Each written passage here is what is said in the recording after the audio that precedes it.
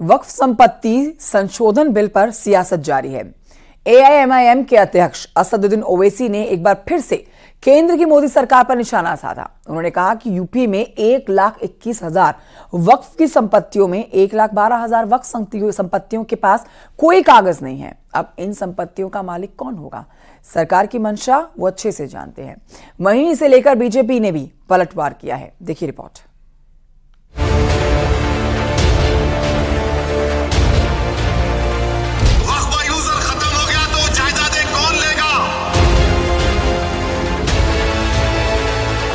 वक्फ संशोधन विधेयक 2024 को लेकर पूरे देश में राजनीतिक माहौल गर्म है।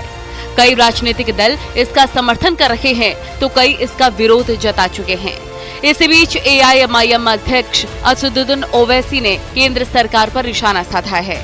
उन्होंने कहा कि ये जो कानून पीएम मोदी लेकर आए हैं, इससे वो हमारी वक्फ की संपत्तियों को छीनना चाहते हैं।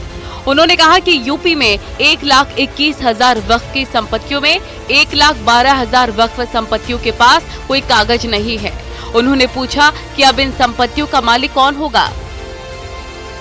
ये अगर कानून बन जाएगा, उत्तर प्रदेश में 1,21,000 वक्फ की प्रॉपर्टीज है, 1,12,000 के पास कागज ही नहीं है।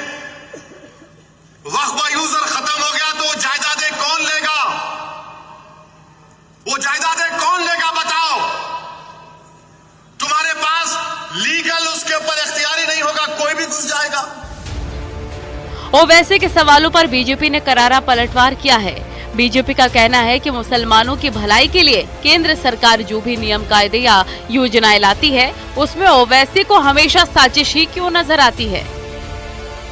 माननीय नरेंद्र मोदी जी कोई प्रयास कर रहे हैं वक्फ की संपत्तियों को व्यवस्थित करने के लिए, वक्फ के कामकाज को ठीक कराने के लिए अगर कोई प्रयास हो रहा है, उसका स्वागत किया जाना चाहिए, न कि विरोध। केवल वोट बैंक की राजनीति के लिए वक्फ के जो माफिया बने रहते हैं, उन पर कार्रवाई न होने देना ये दुर्भाग्य है। ओवैसी जी हर चीज को सांप्रदायिक क्यों कर देते हैं?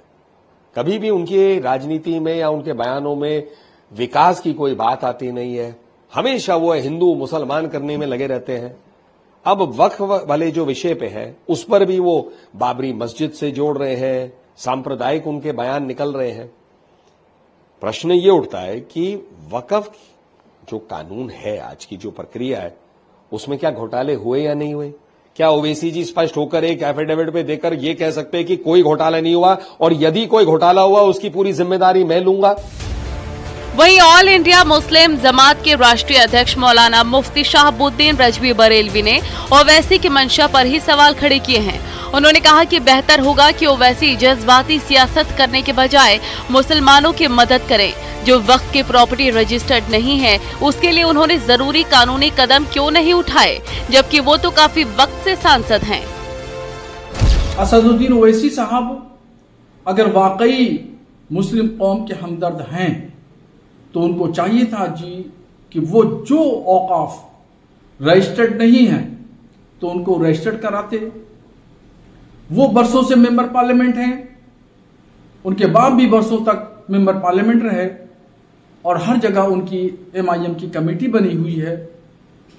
तो हमदर्दी का इजहार मुसलमानों के साथ इस तरीके से होता कि वो जो औकाफ जमीन और जायदाद वक्फ नहीं है, रजिस्टर्ड नहीं है, उनको रजिस्ट्रेशन कराया जाता, उनको रजिस्टर्ड कराया जाता।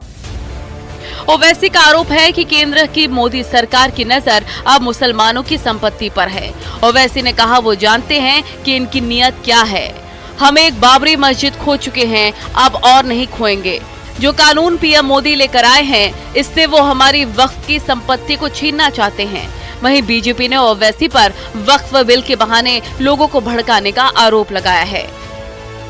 न्यूज़ 18 के लिए ब्यूरो रिपोर्ट।